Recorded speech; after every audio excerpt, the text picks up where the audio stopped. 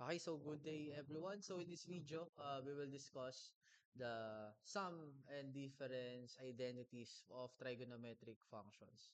So, sa sum and difference natin, meron tayong anim na identities. Ayan, so nakita nyo na nasa taas ko. Ayan, so yun yung mga formulas or identities for sum and difference of trigonometric functions. So, sige, let's have some examples. So, okay. So, by the way, just to give you an overview kung ano yung magiging content ng discussion na to. So, in this discussion, I will show you how to use the formula. So, how to analyze questions regarding that involve sum and difference of angles. Yan. So, yun yung gagawin natin. Okay, so let's proceed. So, ito yung first question natin. First question, find the value of, ito, allow me to write it. So, find the value. So, find the value of sine A plus B given that sine A is equals to ano yung sine A natin? Sine A is equals to 5 over 13. So 5 over 13 and cosine B is equals to saan equals si cosine B? So cosine B is equals to 4 over 5. 4 over 5. Yan yung tanong.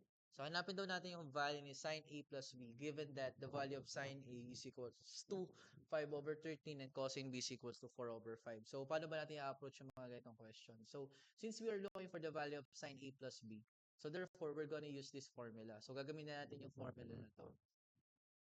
Okay, so we will use this formula. So we will use the first formula. So sine A plus B is equals to sine A cosine B plus sine B cosine A. So gagamitin natin yung unang formula na yan. Now, so if you try to analyze these questions, parang ito yan, yung mga ito sinabi ko sa discussion natin. So itong mga identities na to, so sum and difference of angles identities. Itong mga formula na to, parang sila yung mga ingredients, kumbaga. So, ito yung mga ito yung recipe. Tapos, yung mga trigonometric function na nasa loob ng ingredients, ng recipe natin, yun yung mga ingredients natin. So, ayun. So, paano ba natin magagamit yung isang recipe? So, dapat una, kompleto yung recados natin. Kompleto yung mga ingredients natin. The same with sum and difference formula. So, bago natin magamit yung isang identity, like itong naka-highlight ng yellow, bago natin ito magamit, the first thing is that dapat kompleto yung mga recados. So, paano gumagana yun? So, tingnan nyo. So, ito yung mga recados natin. So, ito yung mga ingredients ng recipe. So, kailangan daw may value tayo ni sine A. So, ito yung sine A natin, di ba? Tapos, dapat daw may value tayo ni cosine B. So, ito yung value ni cosine B. So, ang hindi natin alam, ano yung value ni sine B tsaka ni cosine A. So, para magamit natin yung unang identity or yung unang recipe, dapat mahanap muna natin yung value ni sine B tsaka ni cosine A. So, ganun yung gagawin natin. So, paano ba natin malalaman yung mga missing values ni sine tsaka ni cosines? So, in order to solve this, we will utilize the given and we will use Pythagorean identity. So, mag-start tayo sa unang identity. So, ganito yan. So, uh, gagawin natin, sulat ko muna yung ano. So, by the way, ang gagawin ko dito, I will try to find the missing values of sine and cosines. Yung hinahanap nung formula natin. So, hanapin natin yon. So, ganito gagawin ko. So, gagamitin ko si Pythagorean identity, si sine squared, tapos instead of x, a. Yan. So, sine squared a plus cosine squared a is equals to 1. So, yan yung unang identity natin. So, ang gagawin natin, we will look dun sa given, tapos ano ba yung nasa given, nasa given, na nandito din sa identity natin na to. Okay, so ano ba yun? Di ba, may value tayo ni sine A, which is 5 over 13. So, ibig sabihin, yung sine A dito, papalitan natin ng 5 over 13. So, we will replace the value of sine A by 5 over 13. And as you can see, yung sine natin dito is naka-square. So, dapat naka-square din yung value ni sine A. So, i-square din natin yan. Okay.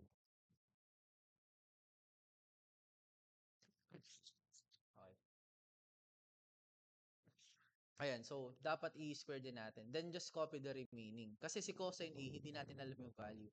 Plus cosine squared A equals 1. Ayan. So, yun yung na-solve natin. Okay, next. So, ang gagawin natin ngayon, we will solve for the value of cosine squared A. So, solve natin yan. So, tatranspose natin itong part na to. So, we will transpose this. So, kapag tinranspose natin yan sa kabila, yan, kapag tinranspose natin sa kabila yan, na may iwan na lang sa left side is cosine squared A equals 1 minus 5 over 13 squared. Then, all we need to do is to simplify this. So, simplify na lang natin to. So, simplify natin. So, 1 minus 5, squared natin to. So, 5 squared, that is 25. 13 squared, that is, 169. And then, perform natin yung subtraction. So, 1 minus 25 over 169. So, pwede nyo itong isolve sa calculator or pwede nyo itong i-manual. Kung ima-manual nyo to, ganito siya ima-manual. So, kapag ima-manual nyo yan, butterfly method lang din. So, di ba, yung denominator kasi ni 1 is 1. Tapos, butterfly method. So, ganito mangyayari dyan. So, 1 times 169, 169. Tapos, yung pakpak. So, 1 times 169, that is 169 minus ito naman. 1 times 25, that is 25. Tsaka natin simplify. 169 minus 25, that is equals to, 144. Ayan. Tama ba? Tama. 144. 144 over 169. So, ito ngayon yung value ni cosine squared A. Tapos, ang gagawin natin, dapat mahanap natin yung value ni cosine A. So, let's find the value of cosine A. So, square root natin both sides. So, square root natin to, square root natin yan. So, yung left-hand side, maka-cancelled na. So, cancelled out na to, yung squared, tsaka yung radical. So, may iwan na lang is cosine A equals, ito, ano ba square, di ba? Kapag, kapag naka-radical yung buong fraction, pwede natin siyang isulat as square root of 144 over square root of 169. Okay, ano ba square root ni 144? Di ba that is 12, di ba? So 12 over, ano ba square root ni 169? Di ba that is 13. So ayun, that's it. So nalaman natin ngayon kung ano ba yung value ni cosine A. So ang value ni cosine A is equals to 12 over 13. Ayan. So alam na natin to, alam na natin yung value ni cosine A, alam na natin to. Ito na lang tayo, hanapin natin yung value ni cosine B. So, paano malalaman yung value ni cosine B? So, same procedure.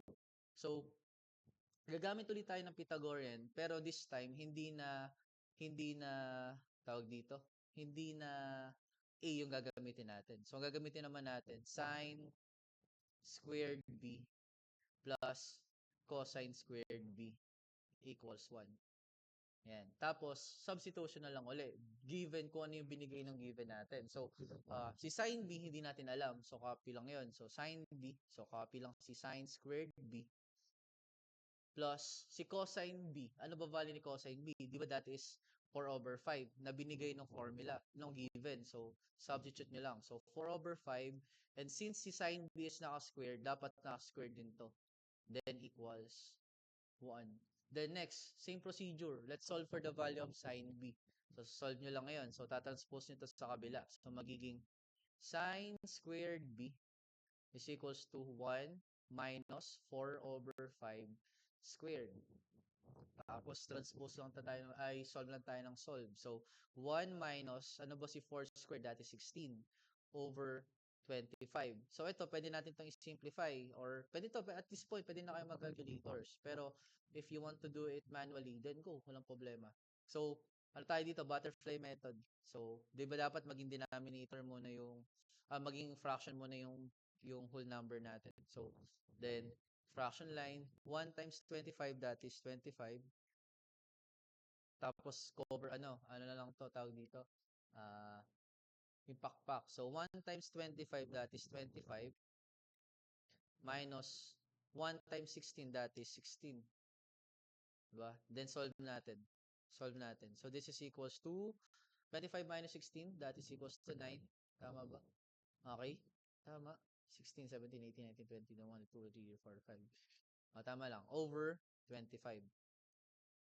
Ayan. So, therefore, sin B, ito, sin squared B is equals to 9 over 45. Eh, di ba ang kailangan lang kasi natin, value of sin B.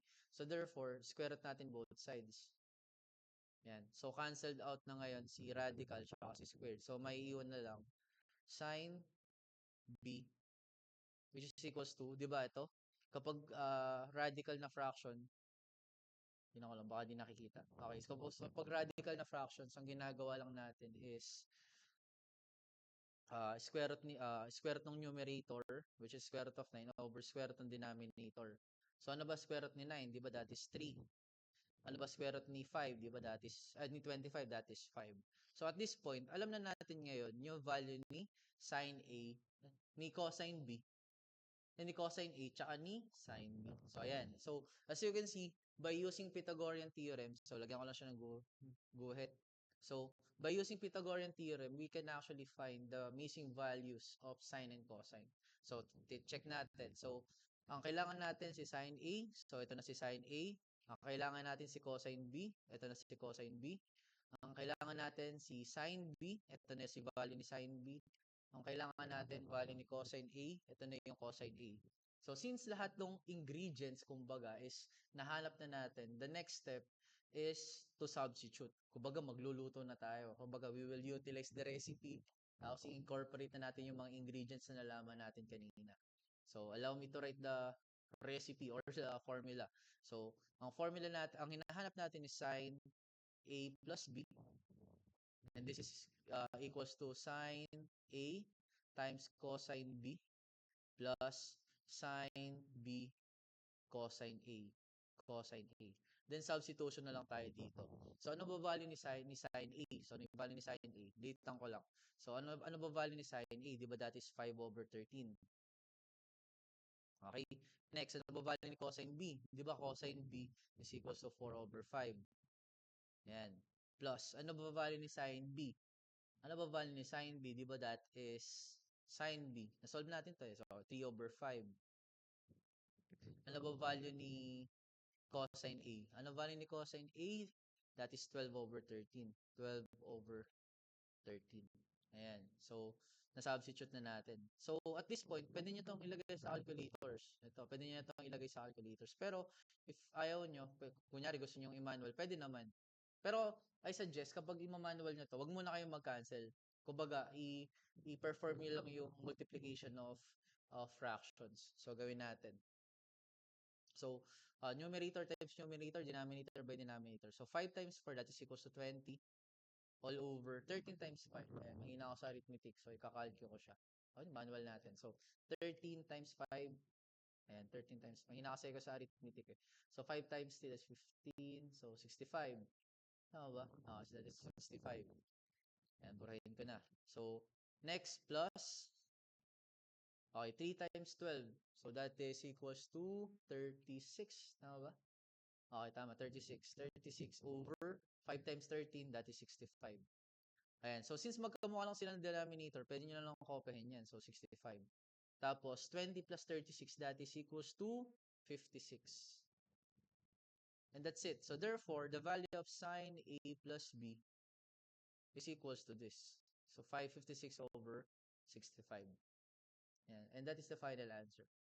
So basically, again, when we are solving trigonometry, when we are solving or when we are dealing with problems that involve sum and difference of trigonometric functions, simple lang siya. So ang gagawin nyo lang is look at the formula, tapos tingnan nyo yung given. Binigay ba ni given lahat ng ingredients? Or binigay ba lahat ng uh, binigay ba nung given lahat ng ingredients para magamit natin yung trigonometry, yung identity. So kapag binigay na, recta substitution. Pero kapag hindi pa niya binibigay, kailangan yung hanapin yung ibang Ricardos by utilizing the given and ayun, Pythagorean theorem. Okay, so that's it. So next example tayo. Okay. So next example. So try natin to. So paano na makapag-subtraction? So allow me to write it. So find the value. Okay. Find ito. Hanapin yung value ni sine A minus B. Ayan. Hanapin daw yung value nito. Given that, ito yung given natin. So, given that sine A is equals to, ano yung sine A natin? 85. Or 84 over 85. And cosine B cosine B is equals to 7 over 25. So, 7 over, excuse me, 25. So, ito yung mga formula natin. So, pakita ko sa inyo.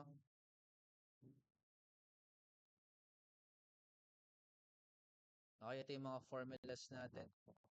Formulas, is it the right term ba? Formulas? Or is it formulae?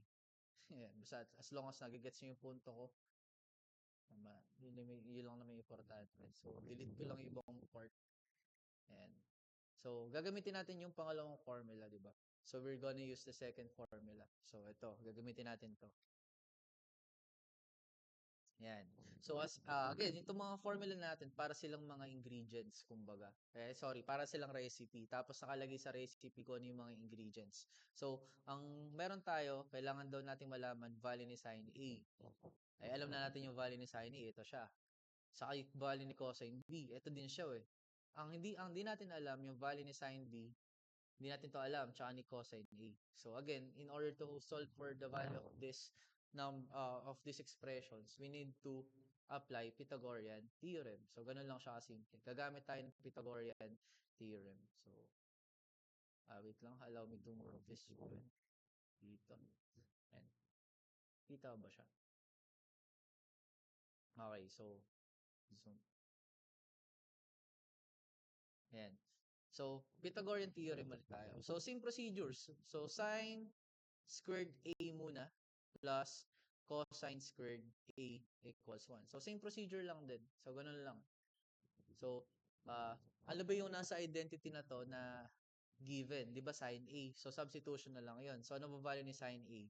This is equals to 84 over 85. So, substitute ko na. So, 84 over 85. Tapos naka-square. Wait lang, ipupula ko siya para alam niyo kung ano yung sinubstitute ko. Ito yun, ito yun. So, 84 over 85. Tapos naka-square. Plus, si cosine A, hindi natin alam. So, copy nyo lang yan. So, cosine A squared equals 1. Tapos, transpose. So, transpose natin sa kabila. So, cosine squared A equals 1 minus 84 over 85 square. Then, simplify natin. So, 1 minus, labas na akong calculus ko. Mahina ako sa arithmetic eh. Wait lang, hold on a sec. Pero pwede nyo ito yung manual, pwede nyo ito yung calculator. So, 84 squared, and 84 squared, that is equals to 7,000, that is equals to 7,056. 7,056, and 85 squared. So 85 squared, that is equals to 7,225. Tapos ito, pwede nyo itong i-manual or pwede nyo itong i-calculator. So, ito, siguro i-manual ko para for the sake of this discussion. So, di ba, ang denominator ni 1 is 1. So, same procedure, gagamit lang tayo ng yung butterfly method. So, yung baba muna. So, 1 times 7,225. So, as is lang to. So, 7,225 times yung pakpak. So, 1 times 7,225. That's it. So, 7,225 minus yung kabilang pakpak naman. Ito naman. So, 1 times 7,056. 7,056. Then, solve nyo na lang. So, solve natin. 7,225 minus 7,056. 7,056. This is equals to 169. So, 169 all over 7,225. So, ito yung value ngayon ni cosine squared A. Yan. So, di ba, kailangan kasi nating malaman yung value ni cosine A. So, ang gagawin natin ngayon, okay, squared natin both sides. So, squared natin to. So, cancel out si radical, cancel out to. So, may iwan na lang is cosine A. Tapos ito, 'di ba? Radicals ng fraction. So alam niyo na 'to. Square root of 169 to over square root of 7,225. So ano yung square root ni 169? That is 13. Ano square root ni 7,225? Sinolve natin kanina. That is equals to 85. So therefore, the value of cosine A is equals to 13 over 25. Okay, so alam na natin to. Alam na natin value ni cosine A. Ito naman si cosine B. So since B siya, Sine B, yung Pythagorean naman tayo, pero this time B. So, cosine squared B plus, sine squared B times, plus cosine squared B equals 1. Tapos, ano ba yung nasa identity na given natin? So, di ba, yung identity na given is cosine B. So, substitute natin, which is 7,220, 7 over 25. So, copy ko. So, sine squared B plus, ano value ni cosine B? That is equals to 7 over 25. Tapos, naka-square equals 1. Tama ba yung even ko? Tama lang. Yan. Tapos, transpose lang natin yung 7 over 25 squared. So, magiging sine squared B is equals to 1 minus 7 over 25 squared. Tapos, simplify nyo na lang. So, 1 minus 7 squared, that is 49 over 25 squared. Saan ba equals to 25? Parang 625 to 25 squared, that is 70, ayan, 625. 625. Tapos, alam niyo na to, butterfly method. So, dapat fraction din to. So, 1 times 165, that is 61 times 625, 625. Tapos yung pakpak. So, 1 times 625, that is 625 minus ito naman, 1 times 49, 49. Then simplify nyo. So, 625 minus 49. That is equals to 576 over 625. So, this is the value of sine squared B. So, ang gagawin natin, since we are just looking for the value of sine B, ang gagawin natin, radical natin both sides. So, cancel na to, cancel na to. Ang may iwan na lang is sine B. Tapos ito, 'di ba, this is equals to square root of 576 over square root of 625. So ang square root ni 625 is 25. Ano ba perfect square ba si 7 ano? Square root of 576. That is equals to 24. So ayun, at this point, alam na natin ngayon yung values ni sine A, ni cosine B, ni cosine A, tsaka ni sine B. So, kompleto na tayo ngayon ng ingredients ng recipe natin. So, the next step natin ngayon is to apply or the formula or apply yung i-apply na lang natin ngayon yung tawag din apply natin ngayon uh, yung recipe, yung formula. So, okay, so sine, kasi ang hinahanap sine A minus B. So, solve natin to. So, this is equals to sine A cosine B minus sine B cosine A. So, substitution lang tayo. So, zoom out ko lang. So, para makita natin yung mga nahanap nating values kanina.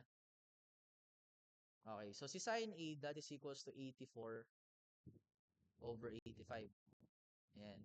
Tapos si cosine B, that is equals to 7 over 25. Minus, ano naman yung susunod? Sine B. Ang sine B natin is 24 over 25. Tapos, ang cosine A is 13 over 85. Ayan, so solve natin. So again, if you are using natural display calculators, you may just input this directly. Pero if you're not using it, then pwede nyo siyang manual. Tapos kapag yung manual nyo to, I suggest wag mo na kayo mag-simplify. So, i-multiply nyo lang as it is. So, 84 times 7. So, times natin 84 times 7. That is equals to 588. All over times nyo rin. So, 85 times 25. That is equals to 2,125. Minus, yung numerator. Ito na rin. So, 24 times 13. That is equals to 312. The next 25 times 85, that is equals to, again, yung denominator kanina. So, 7,025. Then, solve natin to ngayon. So, magkamukha ng denominator. So, copy nyo lang. So, 2,125. Tapos, solve. So, 588 minus 312. That is equals to 276. So therefore, sine A minus B is equals to 276 over 2025. So let's check if let's check lang kung masisimplify po ba siya. So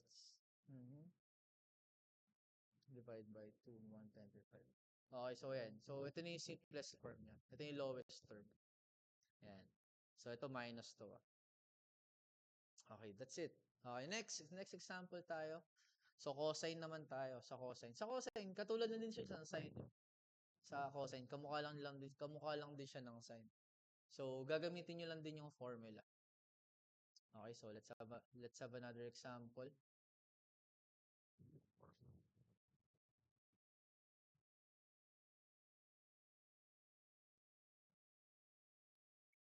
Okay, so find the value.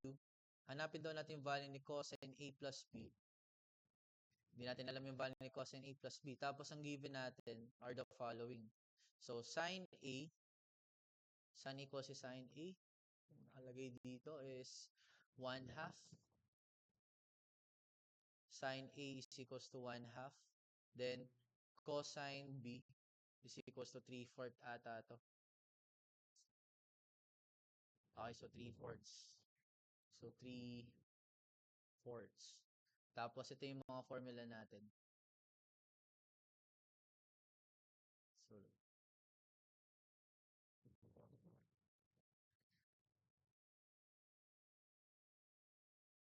yan, so delete ko na yung iba.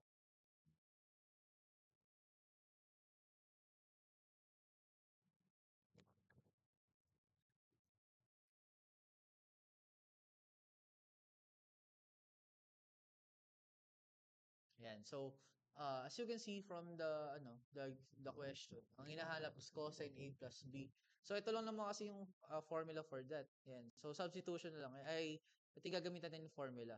So, cosine A, cosine B, minus sine A, sine B.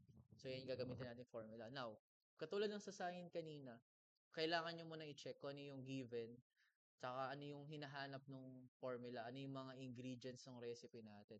So, as you can see, cosine A, binigay ba to? Ayan, wala, di natin alam si cosine A. Si cosine B ba binigay? So, binigay siya, ito siya. Ayan, so, alam natin to. So, si sine A binigay? O, ayan, binigay siya. Pero si sine B, hindi siya binigay. So, therefore, kailangan nating hanapin yung value ni cosine A tsaka ni sine B. So, same procedure ulit. Gagamit lang ulit tayo ng Pythagorean theorem. So, sa una, sine squared A lang muna plus cosine squared A lang ulit.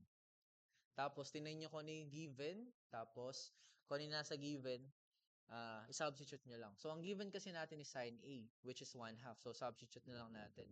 So, si sine A, palitan natin ng 1/2. Tapos, i-square natin ngayon. Plus, ano si cosine A? Di natin alam. So, copy lang yan. So, cosine squared A equals 1. Tapos, transpose lang to. So, transpose natin to sa kabilang side. So, magiging cosine squared A equals 1 minus 1/2 squared. Tapos, simplify natin. 1 minus 1/2 squared. So, 1 squared, that is 1. 2 squared, that is 4. Tapos, butterfly method nyo na lang to. So, ang denominator nyo is 1. So, alam nyo na. So, 1 times 4, that is 4. Tapos, yung pakpak, 1 times 4, that is 4. Tapos, minus 1 times 1, that is 1. Ayan. So, 1. So, 4 minus 1, that is 3 over 4. So, ito ngayon yung value ngayon ni cosine squared A. So, cosine squared A equals 3 over 4. Tapos ngayon, since cosine A lang naman yung kailangan natin, square root natin both sides. So, cancel na to, cancel na to. So, may iyon na lang is cosine A equals, again, kapag rational yung fraction, yung radicand natin, ay fraction yung radicand natin, magiging ano lang to, square root of 3 over square root of 4. So, si 3 kasi is not a perfect square. So, mas maganda ang gawin nyo, kopyahin nyo na lang yung numerator. So, square root of 3 na lang.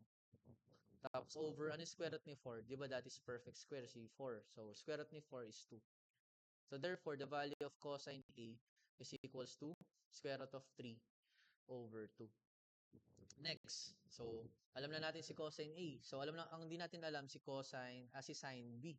Tama ba? Okay, so hindi natin alam si sin B. So, since B naman to, so, sin naman Pythagorean lang ore, pero this time, yung B naman. So, sin squared B plus cosine squared B is equals to 1. Then, substitution na lang. So, ang binigay kasi sa atin is 3/4, which is the value of cosine B.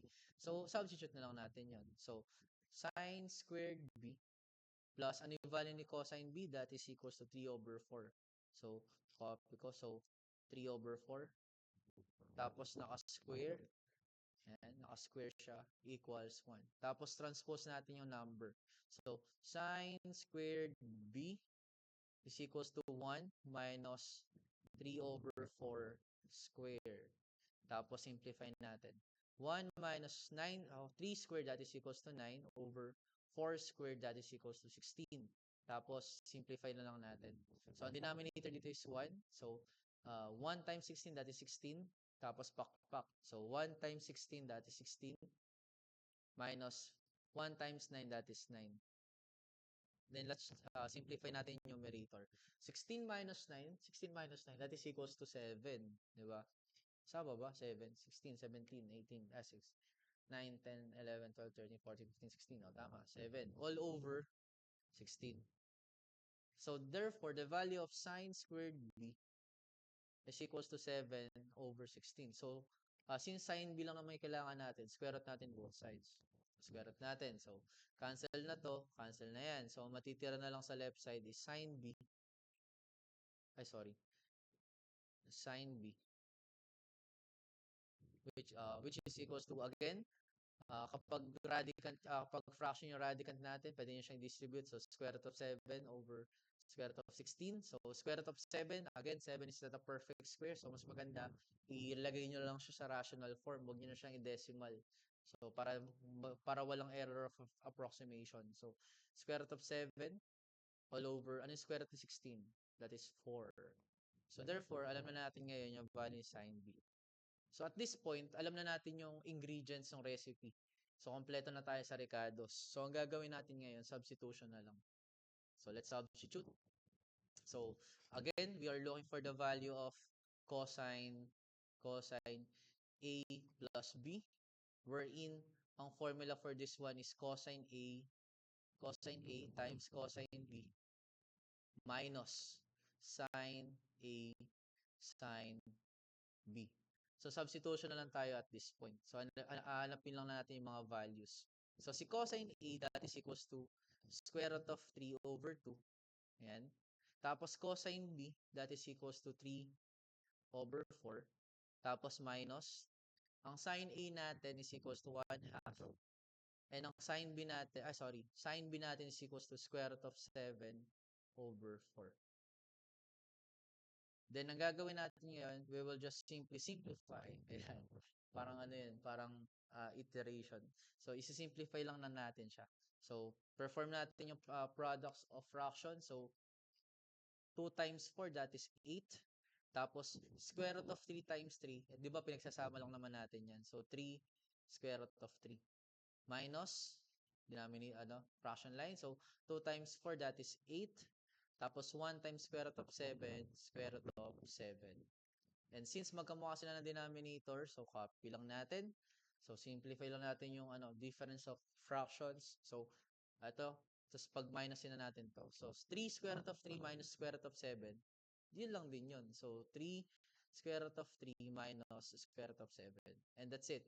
So, value of cosine A plus B is simply equals to this expression, which is 3 square root of 3 minus square root of 7 all over 8. And that is the final answer. Okay? Last example natin. Okay? Tangent naman ang involved. So, sir, ang in-example nyo lang, addition ng angles kapag cosine. Paano kapag division? Paano kapag subtraction? Same procedure lang. Ganun lang ulit yung gagawin nyo. Pero, magiging iba lang yung formula. So, instead of subtraction yung dito, magiging addition na yan. Yan. Yan. Okay, next. Okay, yung pinakamadali natin, tangent. Sa tangent kasi, pakita ko sa inyo.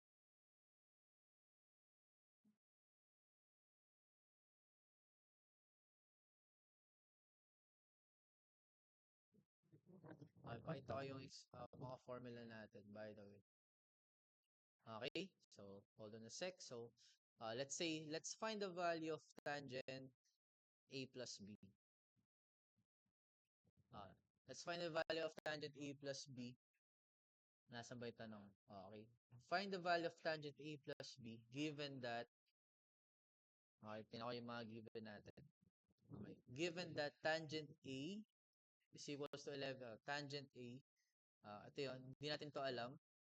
Tapos ang given natin is tangent A is equals to, ano yan, 11 over 3.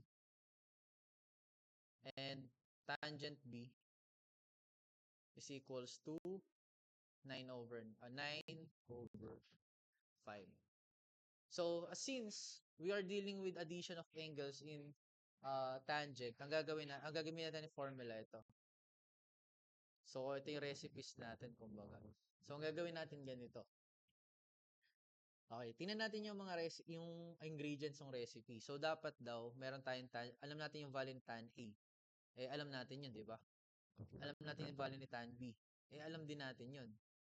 Alam daw natin yung value ni tan A. Alam nga natin yun, tsaka yung tan B. So, therefore, wala na tayong kailangan hanaping ingredients kasi yung mga ingredients binigay na ng given.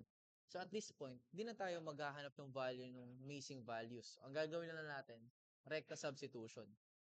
So substitution na lang to. So tangent A plus B, diba? This is equals to, ayan, no? Tangent A plus tangent B all over 1 minus tangent A times tangent B. Then, substitution na lang to. So, ano yung tangent A? That is equals to 11 over 3 plus yung tangent B natin is equals to 9 over 5 all over 1 minus tangent A, which is 11 over 3 once again, and tangent B is equals to 9 over 5. So, solve na natin to. Yung numerator muna. So, ito, magkaiba ng denominator. So, ang gawin nyo lang dito is, tawag din butterfly method. So, 3 times 5, that is equals to 15. Tapos, 11 times 5, that is 55. Plus, 9 times 3, that is 27. Ayan, 27. Ayan. Mamaya natin simplify. Tapos, yung denominator muna. So, 1 minus, pag-add natin. So, 3 times 5, that is 15.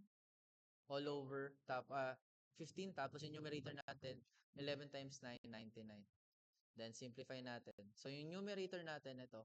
So, 55 plus 27, add nga natin. So, 55, 27, add natin. So, 5 times 5 plus 7, that is 12. So, 8. So, 82. Tama ba? So, 82. So, 82 over 15 all over, ito naman yung solve natin. Di ba, ano to? Division of fractions.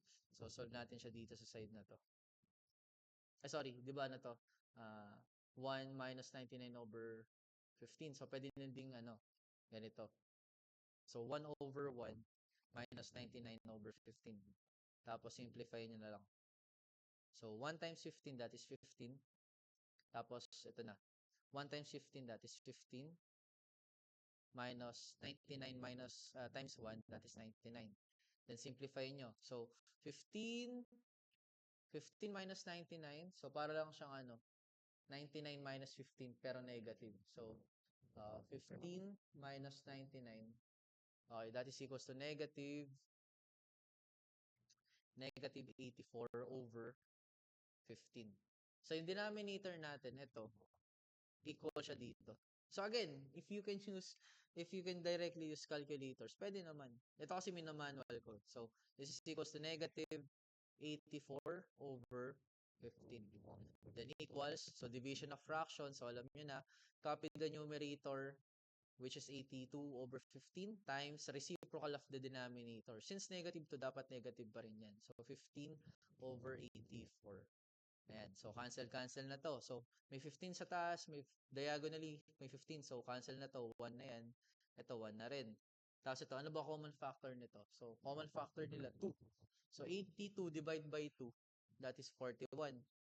Tapos, 84 divide by 2, that is 42. Tama ba? Ayan. So, wala nang pwedeng i-cancel. So, pwede natin siya i-simplify. So, since negative yan, so negative to. So, 41 times 1, 41 over 1 times 42, that's 42.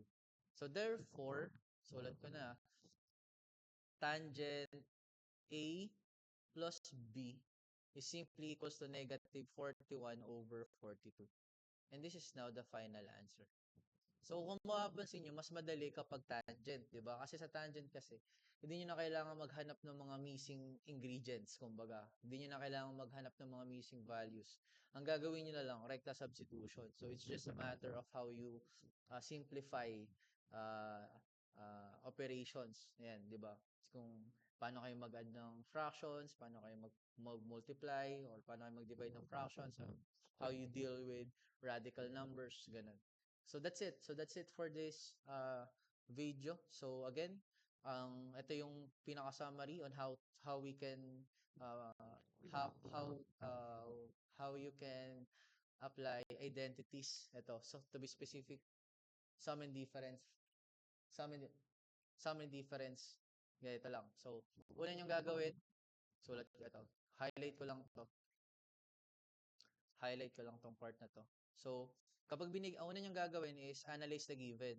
So, analyze the given, tingnan niyo kung ano yung hinahanap. Tapos, after niyo malaman kung ano yung hinahanap, tingnan niyo yung formula. So, doon sa mga formulas natin, ito yung parang recipe. Yan, ulitin ko, recipe. Wherein, doon sa kada recipe or sa kada formula, nakalagay yung mga expressions na kailangan para magamit siya. So, in the context of cooking, parang yung mga recipes na to, nakalagay ko ano yung mga recados. Kasi ang gagawin nyo, try to analyze ano yung binigay na given, ano yung mga rekadong binigay, at the same time, ano yung hindi binigay. So, kapag hindi binigay yung mga rekados or hindi binigay yung mga given na dapat nandun sa formula, ang gagawin nyo, apply Pythagorean identity. Ayan. So, ganun gagawin nyo dito sa mga ganitong questions. So, that's it. So, thank you for watching this video.